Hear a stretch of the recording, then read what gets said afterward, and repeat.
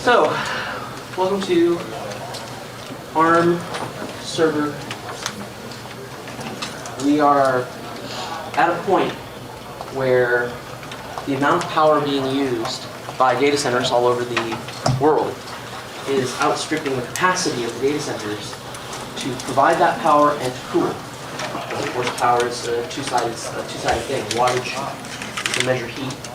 Wattage, you can measure the amount of work. One of the advantages of the ARM processor today, something that wasn't possible even a year ago, is that ARM has gone multi-core. There are a number of platforms that are coming out that you can buy today with multi-core ARM. There's more coming out in the next 6 months.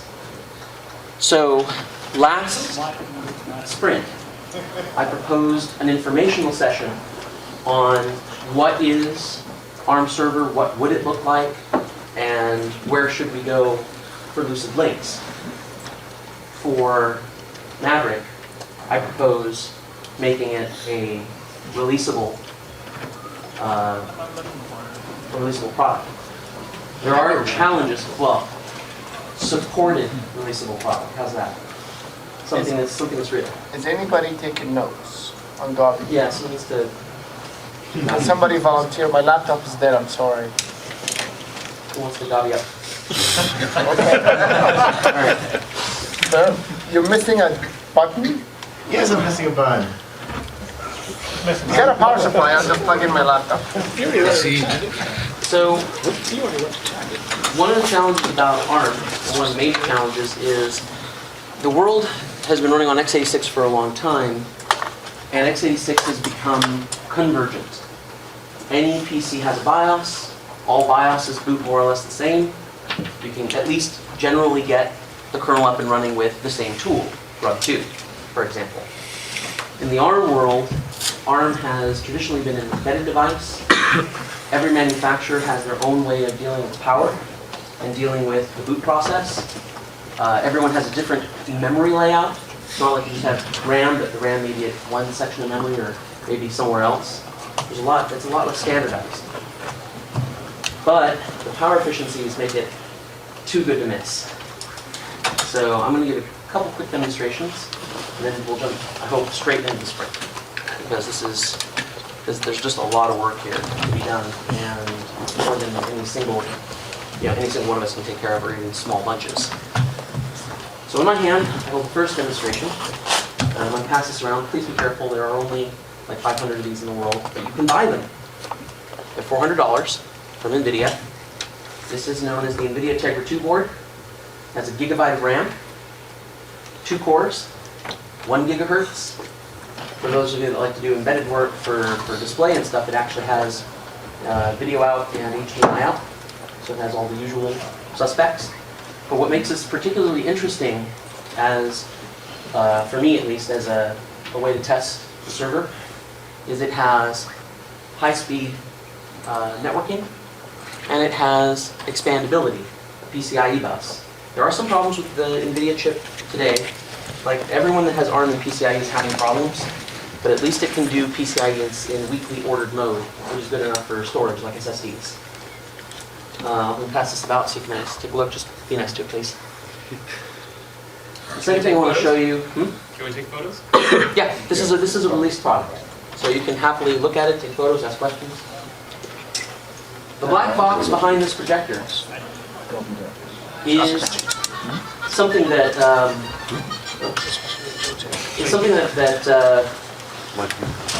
for my company, Smoothstone. This is a fully functional ARM Lucid Links 2-node server. So it's an actual 2-node cluster. So if the gods will be kind to me today, I'm going to talk for about a minute while they boot. I am running this entire server and its network fabric off of a little 30-watt power adapter, both nodes and the fabric. They are using probably about 10 watts total. So I could run 4 or 5 more boards off of this little power supply. What's the fabric? It's an interconnect? This fabric is essentially the same thing as a switch. So it's going to be a layer 2 that is just an efficient layer 2 between the two nodes. It's good enough. This is not so much a product demonstration as much as it is a proof of concept to make this all work. It's net booting off of this MacBook Pro. I wanted to use the node, but then I figured I'd pass it around instead of just leaving it all over here. All that's going on over here is everything that a standard cluster might use, say, 10 years ago. There's nothing really complex going on here. These boards have been programmed with ARM kernels that support KExec. They're using DHCP and ARP and BootP to come up. They run the initial kernel. They run a little cramfs, look for a new kernel image, and load it from there. In the time that I've talked, they booted. So if everything has gone according to plan, please go according to plan.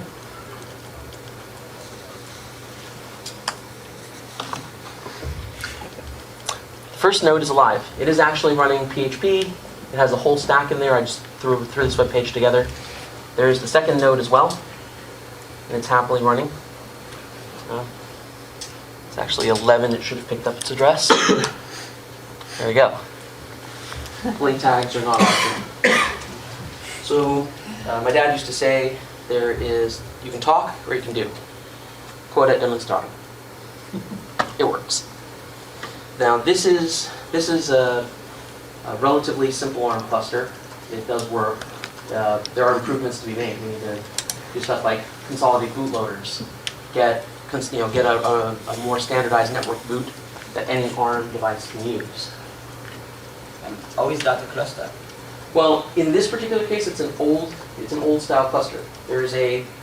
It's just two machines running a web base, this web app, essentially two different web apps.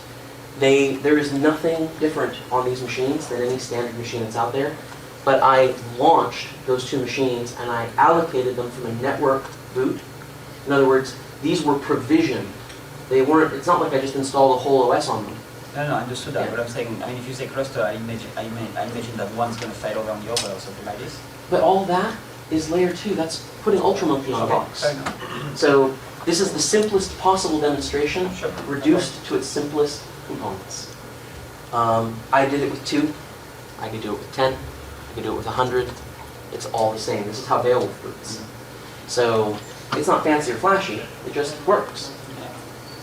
So there are some very solid challenges to ARM server, because people who want to use, customers out there in the community that wants to use ARM server for their projects, large scale websites, medium scale, small, they should have the same experience with ARM that they have with x86. It shouldn't matter that they've chosen ARM over x86 when they go to install Ubuntu.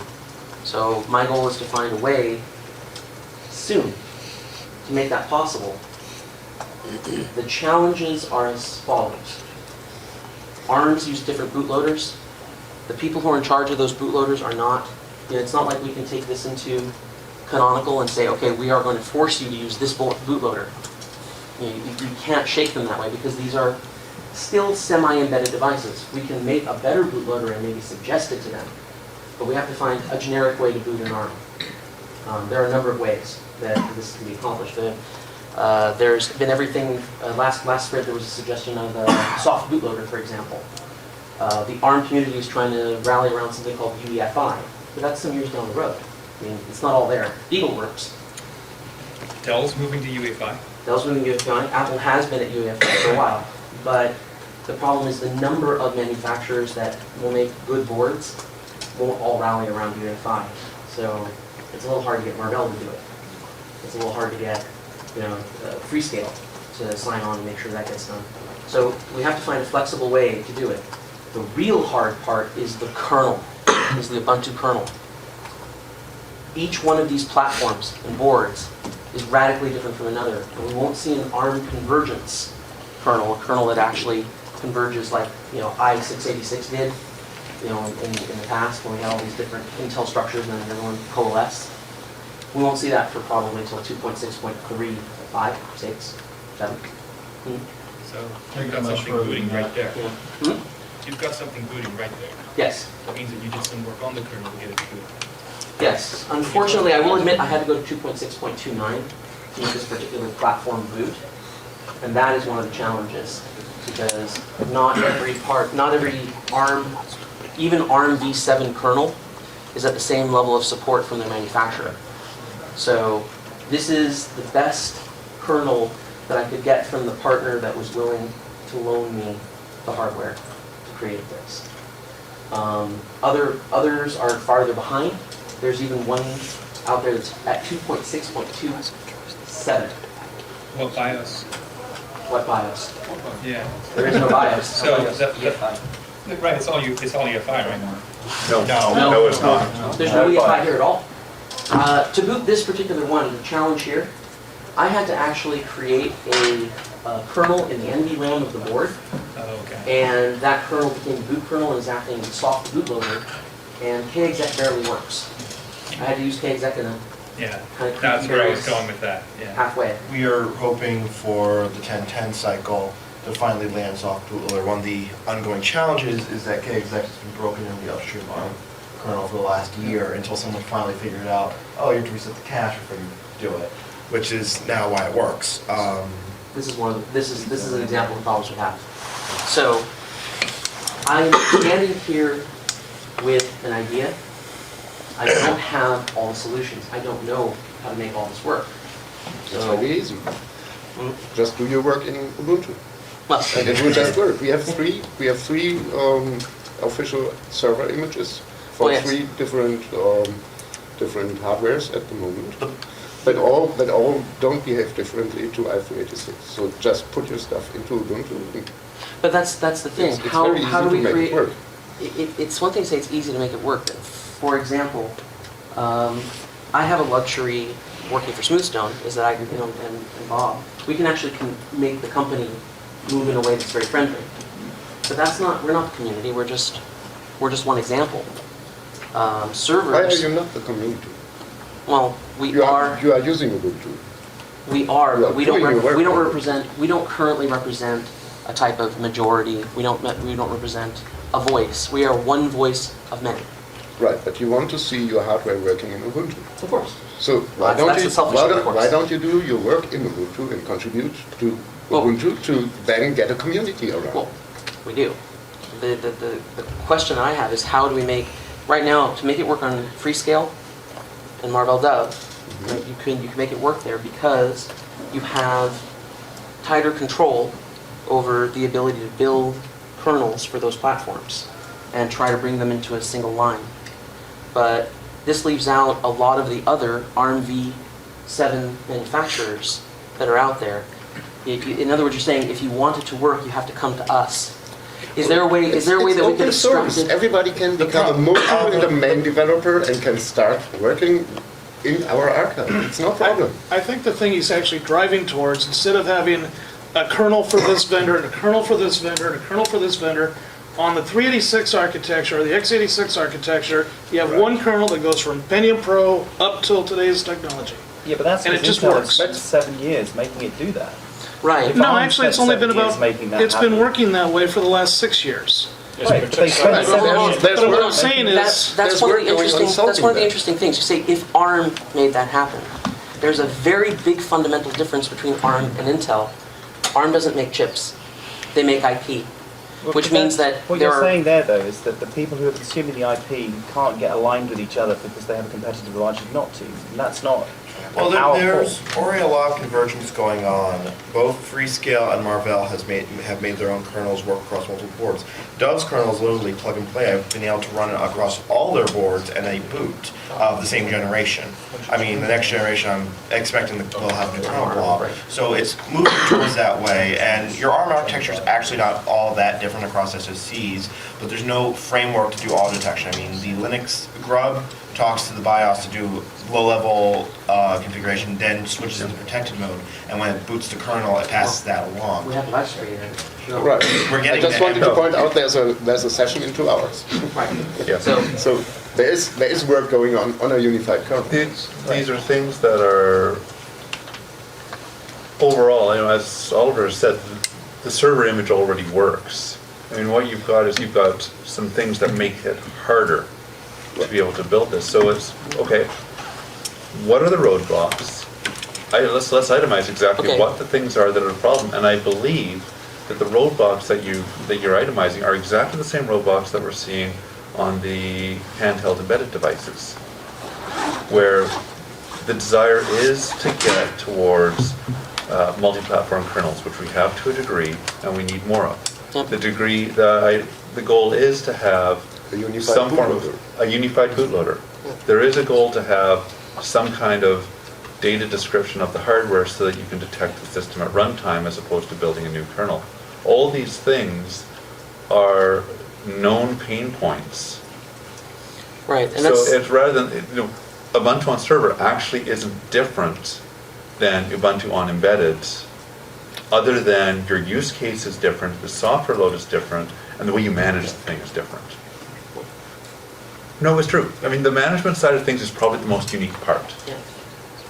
So how, one of the ideas I started to go down was, what happens if you separate the kernel installation, the kernel load installation from the rootfs installation, or basically, could I get a .img file, for example, that contains the just about ready, it already exists. I mean, I can grab one of those and it works, as long as I ignore the kernel blob. Yeah. The IMG will run, and they'll say, I'd like to install this, and it goes over to the canonical servers and picks up everything it needs, all of the Ubuntu servers, and picks Yeah. up all the packages, and it runs taskcell, LAMP, for Yep. example, and it does it. It gets in place. The problem is Bootstrap. Yes. Getting the very first bit of Bootstrap done, Right, and you the have problem. to do it in Ubuntu and just get your stuff into Ubuntu. That's what I say since the beginning. That's okay. But what does that mean? What does just getting your stuff in mean? How does that work? I would disagree. I think there is a valid point on the bootstrapping, on getting the system booted, whether it's because most of these boards have U-boot or some kind of custom hacked variant Right, of and a that's deeply firmware. integrated with the installer. It's deeply So- integrated into the So installer right you now. need to have it in Ubuntu. There's no way around it. Yeah. You have Which to the- build it into the installer. The image design has to match the bootloader. So that is the way that things are done now. I can see, yeah, exactly. What I can see is the value in having a common method of doing this between. Right. I know this is a long-term process. Right. And it's not something that's specific to Ubuntu either. Ubuntu is going to be the biggest player most likely, but it's not specific to Ubuntu. And one of the questions is, what needs to be done to define something that we can say to, that Ubuntu can say to board vendors and silicon vendors, if you do this in your firmware, It such will as work. pass this This data, is pass being the defined load the in kernel other this way. sessions, and it's totally not server specific, as you said. That's right. before. That's exactly So- right. So for doing it now, for Maverick, to get your board working in Ubuntu, get your stuff into Ubuntu, I'm happy to help you. But just become a Ubuntu, just become a main developer, and we can build you an image. No problem. But that's the thing. But then you Oliver, that just have takes one over a year architecture in there. and of active contributions. It's not that simple. Building the OMAP server image took me a week. Yes, but to upload a kernel, you So- need to be able to upload it to main. To upload to main, you need to be a core developer. Okay, a Right, core so developer- you have to find sponsors. You can work through sponsoring. It's no problem. We're signing off. It's really not a problem. It's a well-known process. Yeah. It does take some time, but it's a well-known We process. have a sponsoring system in place for exactly these cases. But it requires that particular case is in many ways, to me, is the opposite of the standard Ubuntu community case. When I want to go install Ubuntu desktop, Mhm. I don't care if I have a Dell, I don't care if I have an Apple, I have Quirks, if I have those Right, platforms. because you have a very- unified kernel and a unified bootloader, which we Right. don't have on ARM yet. So until these are there, we have to live with this ugliness that every single board has to be enabled in our distro, and we are working and contributing to the solutions, like having a unified bootloader, having Brent working on device. Well, before tree, a unified and bootloader, could we getting, have, for getting, example, getting that solved. could we have, for example, hooks during the install process that call out? If if a manufacturer, It won't work any random because manufacturer is willing to go into the hook. You need support in It's the already there, those installer. hooks, but you can't add onto those hooks directly into the installer. You have to rebuild the installer to Right. accept the hooks. So, I mean, this is how we implement each board. We have a giant script called Flash Kernel, which does Kernel, exactly so, that. yeah. The name You have- is, You have misdemeanor, live Debian but installer, which is the hardware part, which needs a complete rebuild of the installer. it's not a design that easily allows us to plug in additional modules without them being integrated into Ubuntu, partially due to limitations in DevConf and the alternate installer and Ubiquity. They could be fixed, but they would require fairly largely re-engineering a good hardware installer to a point that it becomes unrealistic. Right. And we And- diverge a lot from Debian in that point. Then what are the steps that, you know, can take? What are the concrete things that can be done to make it easier, make it more attractive for each one of these, you know, it really comes down then to board vendors, not individuals, which is a bit of a pity, because in Debian, for example, you know, the higher up source that we all come from, it's easier. Debian won't enable one board without it having the kernel mainlined. That's their official policy. Right. And on a side note, our installer is identical to Debian's. There's no Right. difference. Well, yeah, there's bootstraps. I'll just de-bootstrap. It's the same thing. No, I'm talking about the installer, not about Debian's. And And it's the Debian installer. Colin does all his work in Debian and then syncs it over to us. So how do you make it easier for people to, you know, go up and say, okay, I want to build and install an ARM server today? What's coming up is, the biggest problem we have is that each board is individually whitelisted. This is due to the design of Debian installer that we inherited from Debian. We need to fix this, so every time we get a new board, as long as it implements a standardized boot interface, that is to say, an interface resembling the Dove boot script, the TI, whatever, I forgot what TI uses, or the Freescale boot floppy, then it will work as long as the kernel is compatible. This will mean that we don't have to individually whitelist boards, so say the next iteration of the Dove board, we got the Dove Avenger at the very end of the last cycle. It is functionally identical to the X0, the same kernel boots, the same boot mechanism works. It just happens that our whitelist doesn't match it, thus it doesn't work. So it means that basically to get it to work fast, it has to match one of the already existing. Right, and you won't get that. I mean, it has to match on the character. The hardware string has to match on the character. You won't simply get that. What you can get is get somebody to maintain your kernel in Ubuntu, get somebody to maintain your bootloader in Ubuntu, and tell me the strings I need to add to Flash kernel, and I will add them to Flash kernel and the installer before Maverick. No problem. So Marvell as a manufacturer of a chip, of an Right. SoC, you know, they make reference boards. Mhm. People try to, you know, they're going to give those to end manufacturers who will produce hardware. Each one of those pieces of board that's made by a different manufacturer, depending on how they populate their board, is going to be entirely different. So what happens past that point? It's a long-standing issue that has to be resolved. This is what later sessions are going to be. Right, the solution is add the unified kernel and the unified bootloader. That's the solution, and we have to wait for this solution, and until then, there are options to get your stuff. On the into short Ubuntu. term, we get it into Ubuntu. Long term, we're working with Grant and others on the kernels to get solutions that will give us the ability to pass in information about devices. This is all happening in Device Tree today. The work has been being done for the last year. Yeah. Grant, is that about right? 2 sprints, yeah. So that's the longer term solution. ARM is actively working on UEFI. It's likely to come about quite a bit faster than people think. UEFI and Device Tree actually are very compatible and actually are helpful to each other in the methodology. So for servers and things, UEFI is a very likely scenario. For deeply embedded devices in automotive, it probably won't be the solution, but for netbooks, notebooks, servers, it may well be a solution. All that's in active development today. If you want to help that area, jump in. There's a mailing list for Device Tree. It's very, very active. And jump in and help. I don't think Grant would turn down any help that comes along.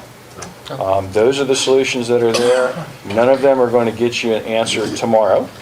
But I do believe that the steady work going on in device tree, the steady work going on in UEFI will bring us to a place that you'd like to be. It's probably 6 months to a year away yet, maybe, and some flex in there depending. There's certainly certain SOV, SC vendors are likely to adopt it sooner than later. It's all coming. But if you want to help get it there faster, I would say device tree and UEFI is probably good places to look. I mean, from the device tree perspective, we've got the core settled and working. It's just a matter of actually doing the enablement on platforms. And if you have a platform that you want to enable, then if you enable a platform with us, Right, I mean, we're This is designing, still we're designing the uniform, platform so, right? you know, at least as far as Smoothstone goes, we can manipulate still things in the next 6 months to a year as we go along. I'm trying to think of also how it works with, you know, with other Same things. way. how it works. We're also not in a situation where the silicon vendors are being dragged kicking and screaming into this. There is economic incentive for the silicon vendors to make their things easier to boot. They want this. So, you know, you've got a short-term solution. You've got the long-term solution. Or we've got ideas on what the long-term solution is going to be. Really I think what the most interesting question for this session is, what is different on ARM for server? Or is there anything different on ARM for server that we There's don't apparently- see? Several there's questions. apparently some stuff on the. that are very interested in ARM on server and cloud applications or server. Getting it booted, you've solved it in the short term. Long term, there are definitely solutions in process. So And what's fundamentally, Texture. those aren't any different than Yeah. booting on netbooks Exactly. or notebooks or iPads Exactly. or anything else yeah, like the boot that. problem is understood and being worked on. And we'll ride the People are coattails. very interested I am very interested. in the cloud and server apps. So why don't you talk to those? Sure, absolutely. So the challenges on ARM for the cloud at the moment center around current solutions requiring KVM and hardware accelerated virtualization. The ARM chips at the moment do not have virtualization extensions, and this is going to be true probably throughout V7A. You know, all the V7 processors will be this way. They'll be 32-bit memory loaded with no support for hardware accelerated virtualization. From studying the problem, we've looked at containership. I got a working implementation of LXC, Linux containers, that tested in-house, and it worked. Yeah, you There's a can do- section on that subject following Following this this one one. in Coca-Cola 3. Yep. It did work. It was, and the challenges then are the architectures that are out there to do cloud computing on Linux. For example, Eucalyptus, which is based on the same technologies that are in Amazon EC2. They require essentially a bin blob, you know, because they actually have requirements of security, partitioning, that sort of thing that you get with hardware accelerated vert. You get this true partitioning of the system. So you could boot Ubuntu, and then on a different thing you could boot a different flavor of Ubuntu. You know, even a different version of Ubuntu that would have a different kernel. On the ARM servers, I won't say it's the best approach, but the approach with the lowest hanging fruit is LXC style, container style, but that means that you're running under the same kernel. So you can have different file systems under the same running Can kernel. use QEMU, but it's only software emulation. Yeah, and it's terribly slow. We have QEMU running on ARM, so Yeah. you could use that. So forgive my complete lack of ARM architecture, but would you also have trouble with guest I/O and memory virtualization? Memory, yeah, we have, with containership, you're always running in the same memory space, but thanks to namespaces, you don't have to worry about, you know, the namespaces divides the I/O quite a bit, so you only have the same problems that you have in normal virtualization of contention on an I/O block. But the I/O is pretty strictly partitioned because the device. Whereas today in x86, you've got a hypercalling, right? You've got hardware-assisted capabilities there. Hyperpulse, right. Yeah. However, there are other approaches that are the more kind of, the cloud approach is the idea that you can launch and package an application blob plus operating system quickly onto a virtualized machine. Considering that ARMs are quite inexpensive, and you can put lots of them into the same space that you would put an equivalent number of x86s, something like 1,400 processors per rack, given today's limitations of power in a rack. We're about 30. You're supposed to get about 30 kilowatts in a rack. Well, you get about 1,500 of these for 7.5 kilowatts. I mean, the energy saving is good, but does the Yeah. processor itself has the resources to run? I mean, what essentially is a hardware virtualization and on top of it? Well, while you may not be able to virtualize a single processor down, in the 4-core, when you have so many processors and you have so many little servers sitting around, you can launch real servers. It's the opposite of virtualization in many ways. You get perfect containership when you're running a real server. So that means that I have some switch off nodes, for example, that will effectively cover That's right. and as a scale. So along those lines, Mark, now you and I have had this discussion a few times. Yep. Virtualization is great on massive hardware. Smaller hardware, we can talk containers. There's a lot of limitations there, but Or you can just launch on them. there. Yeah. I think what's more interesting, especially considering ARM also has the 4 gigabyte memory limitation, 32-bit address space, and so forth. I think what's really interesting in these dense racks is being able to taking your SoC and looking at that like a virtual machine. So I agree.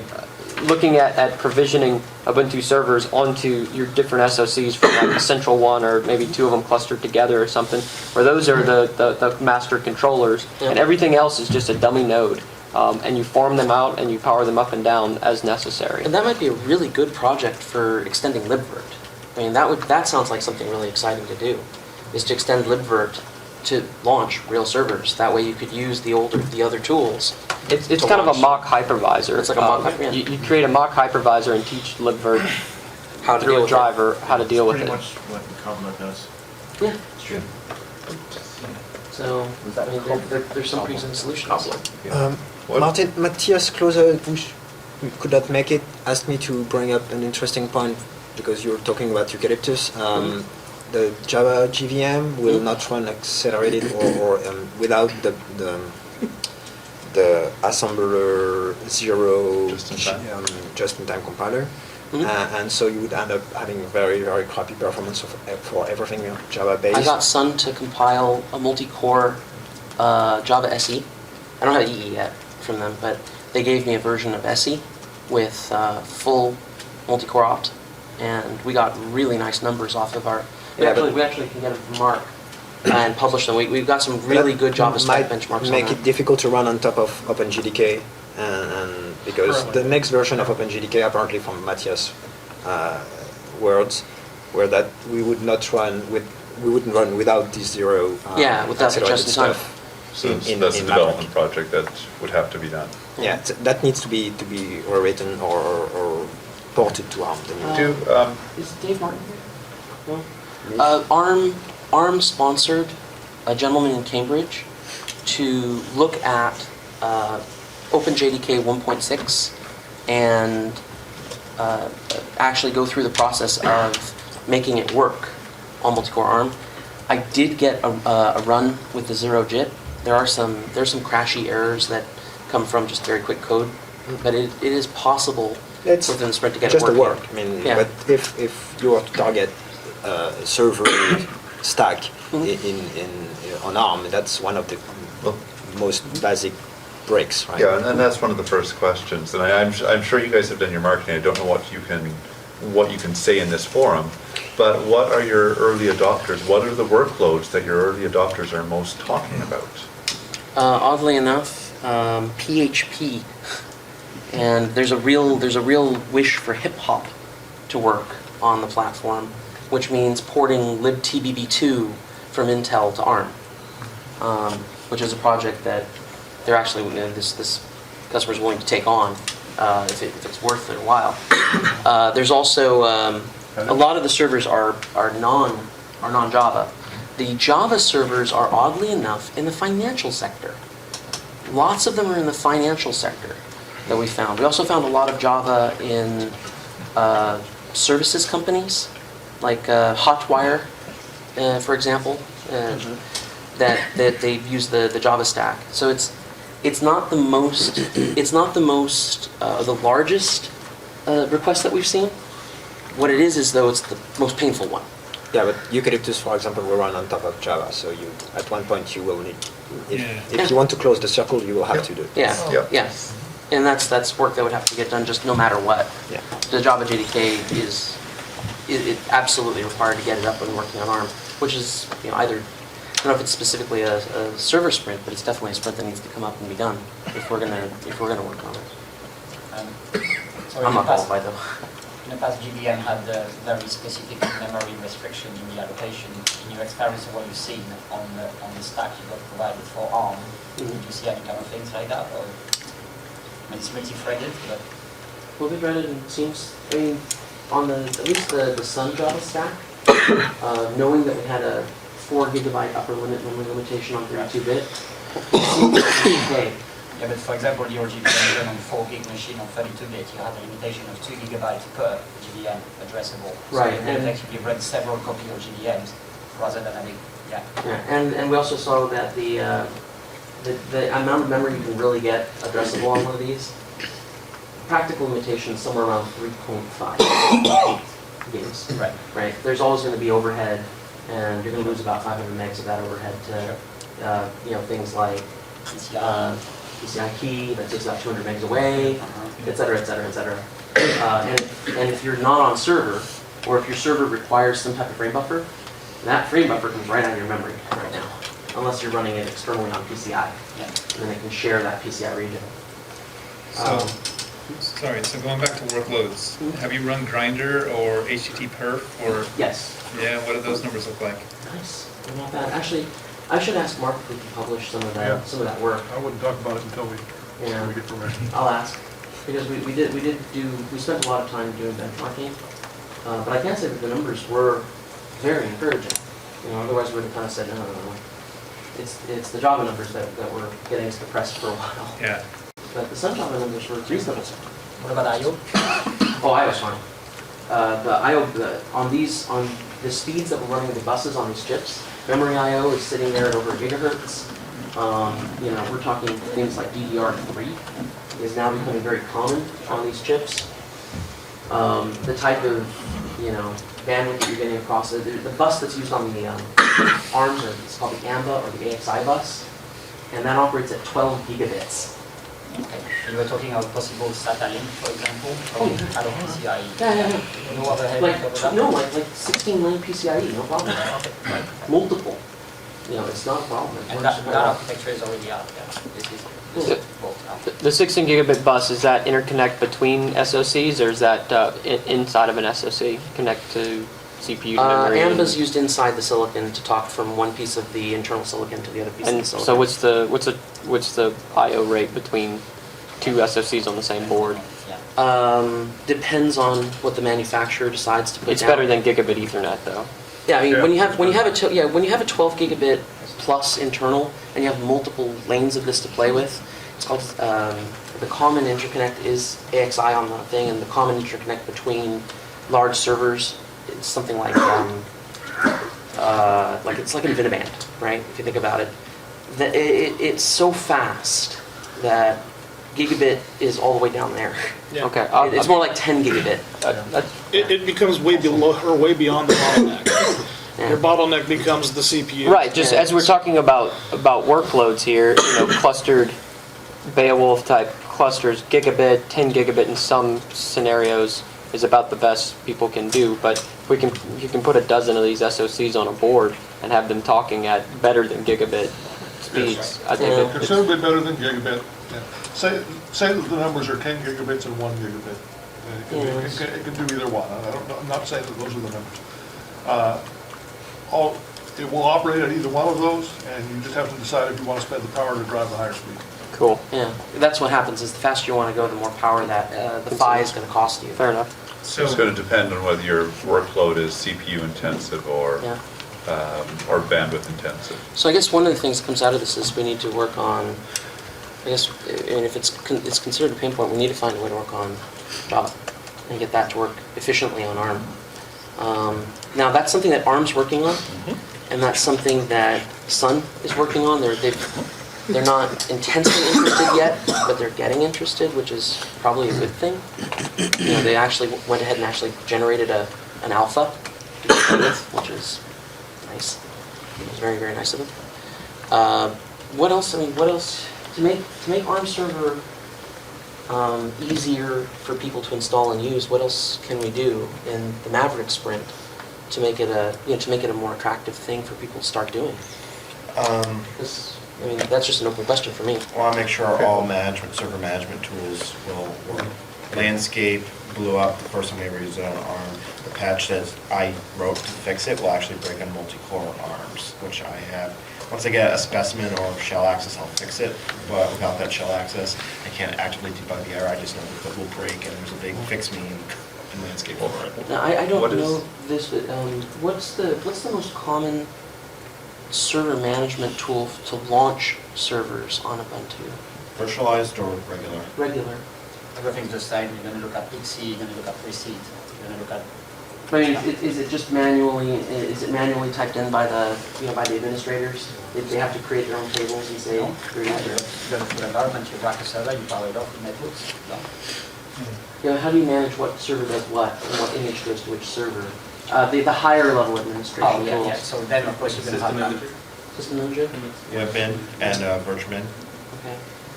So those are things that we need to test then and make sure that we're. Current version system, Puppet recipe, Kickstart file, and Preseed. That's why you would do a very large environment. Okay, so we get that copy. What was it? Preceding. Can we? Puppet plus Yeah, Puppet. plus Pixie. Yes, Puppet. Puppet Pixie.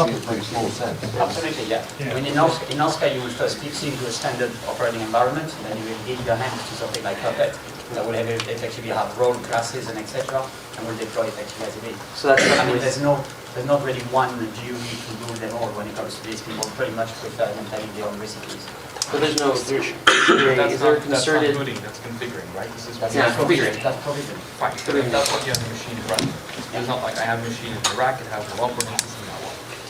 Well, that's why I say Pixie, Preseed, Puppet, and it takes its role and does its job. I mean, so are there any other tools that we should pay attention to? Like, especially, I've got cycles. I can actually start looking at stuff and making it work. Grant, Yeah, if you got cycles, work on. That handles the boot problem, yeah. which actually is quite boring. I mean, it's a big problem, but it's actually quite a boring problem, because once we're booted, we've got Linux, we can do Yeah. anything. Or set it. I mean, if you've got Pixie, right, I mean, you can support TFTP, et cetera, and you can give it an image. How do kernel upgrades work? Do we cover that? No, because I have no idea how to do kernel upgrades through this system, except on the supported platforms, it does work. Yeah. It works very well. There's a chain where whatever boot mechanism the manufacturer partner has used has been written into and supported so that the kernel either gets flashed or placed where it belongs, or whatever makes that bootloader happy has been created, and that's for Freescale and Dove And OMAP. and OMAP. It, Well, a OMAP. OMAP 3. Well, I mean, no, but not every product that has an OMAP 3.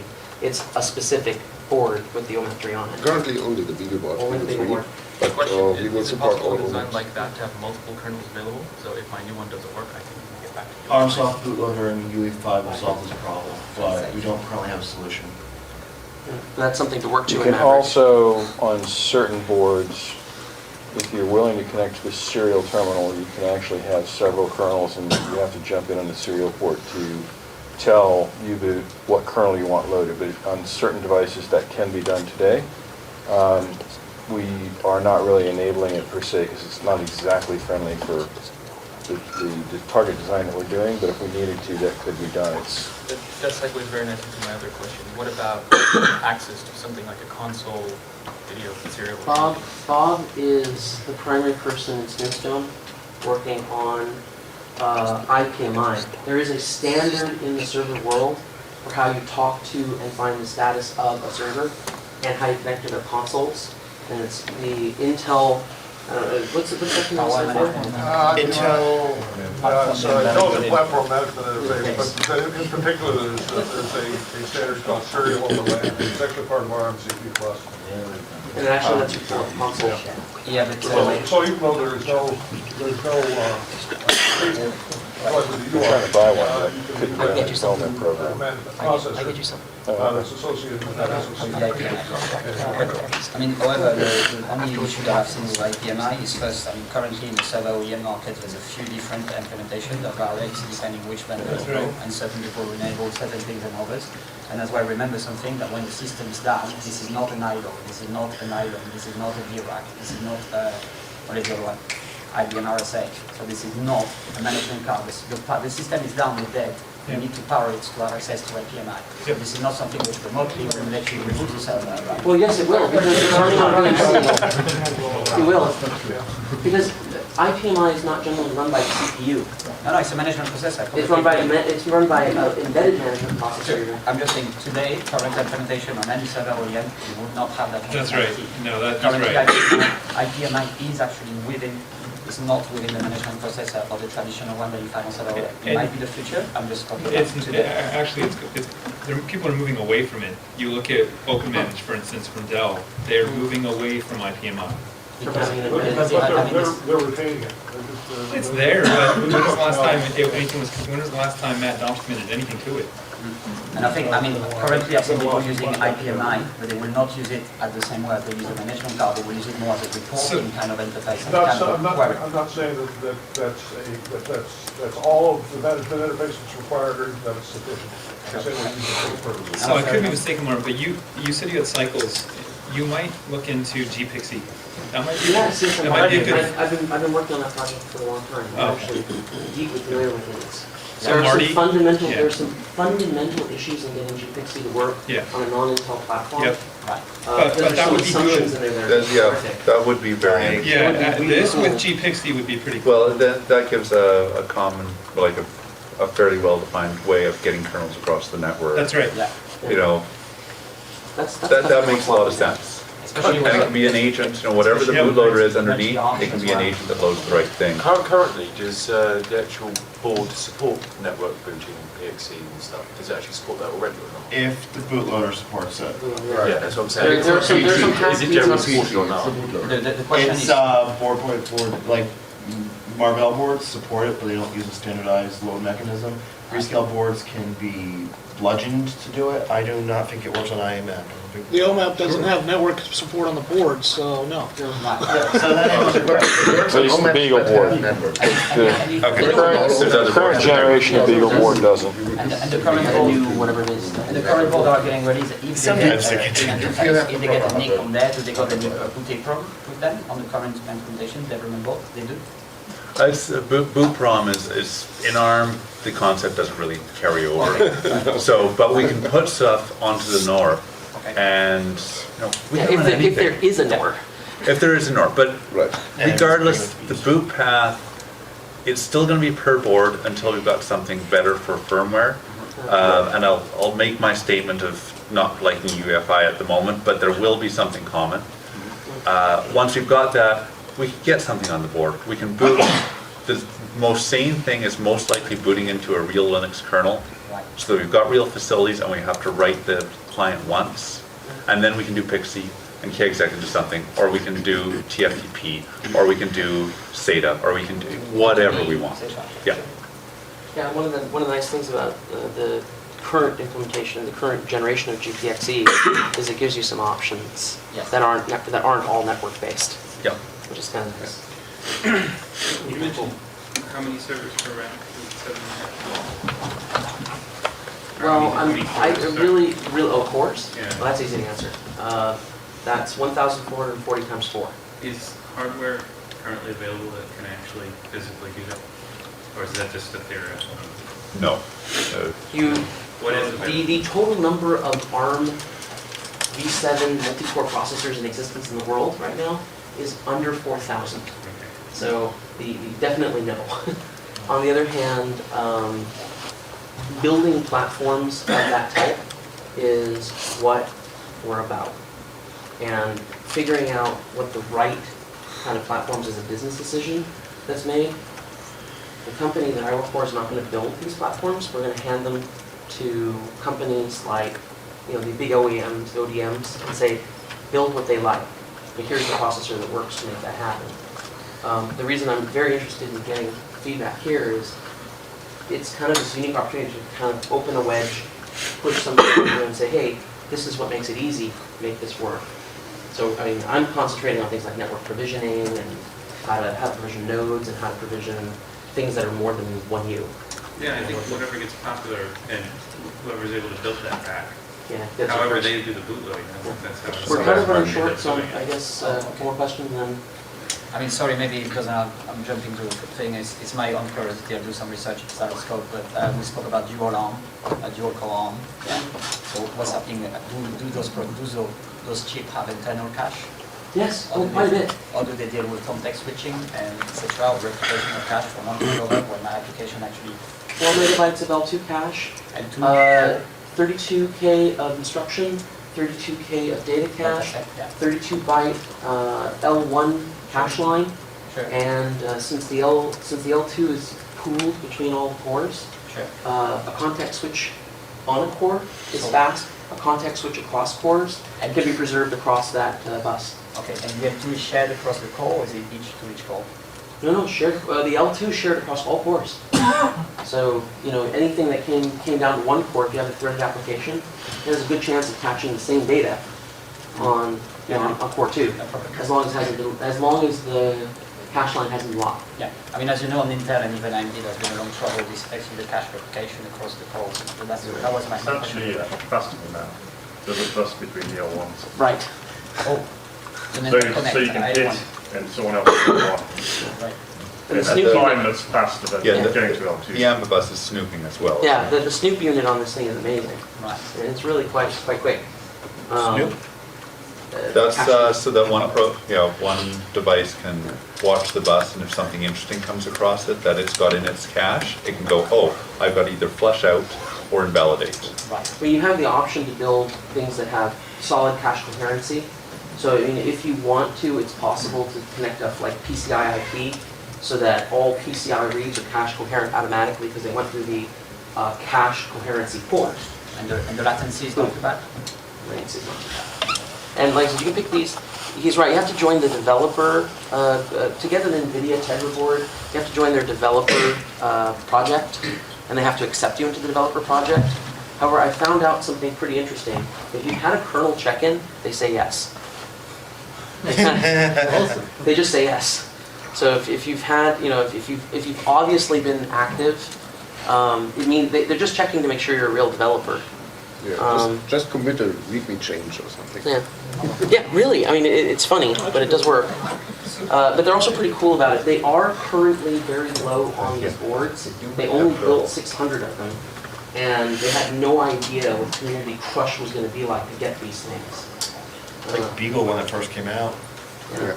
And I got 1% of all of them at the office. Well, Beagle now is even worse than when it first came out. Beagle's actually been out for at least a year, because I remember seeing them last year at Linux Fest. Yeah. So, Well, Beagle's had a big upswing in popularity, especially because Ubuntu now supports it officially. not only that, but also they make an excellent Android development platform. And that was interesting because when Ubuntu switched to officially building a build for the Beagle board, the number of Ubuntu installs on ARM went right up through the roof. Because it was suddenly, that's my point about making server easy, is because when it's easy, people will use it. When they use it, the community goal of ubiquity is within reach. Yeah. And for server, it's the same way. Yeah, and Oliver's exactly right on that. In the short term, Do it the right. only answer is get Do it right. support for that board into the main line. And if I'll you do care my about best. other distros, you have to do exactly the same thing with the other distros. Yeah. So, The faster I can get kernel check-ins put into place, Yes. the faster that you can pick it Yeah. up. so Martin, I mean, That's a lesson I can take away. as important as distros are, one of the things you may want to add in Gabi, and maybe you've done this, maybe you haven't, but I think your path to the data center, right, where you want this to end up. Well, it's is one of the places. One of the right, it's where it's one of the places you're going to make money on it, right? That's true. Is, Well, my boss will. Yeah, exactly. Is PUE? Have you done any PUE projections or any kind of data around? I can't talk about that. Well, we can, so we've done some. We've done projections. Okay, because that's how you're going to sell. That's how you're going to sell Dell and HP and everybody else on, you're gonna need to make this relevant, right? I mean, this, people are gonna have to see this as relevant, so you're gonna have to take what the typical x86, virtualized or non-virtualized, right? What that workload can do, compare that current PUE to what you can do for your workload against your PUE. Yeah, and I'm really interested in the other thing for servers I'm interested in testing as much of the server as much of the server code as possible. And I guess that's something else that's more QA, right? Yeah. Testing all the packages. We've got 5 years 5 left. minutes. I Okay. just wanted to make sure that the outcomes were written down. Yeah. Actually, all I've heard as an outcome is continuing to push the kernel harmonization, bootloader harmonization, and ensuring that all the tooling, all the landscape, all that stuff, provisioning stuff work for ARM as well. I will. Are those the primary outcomes? That back. Anwar, where you headed? I have nothing.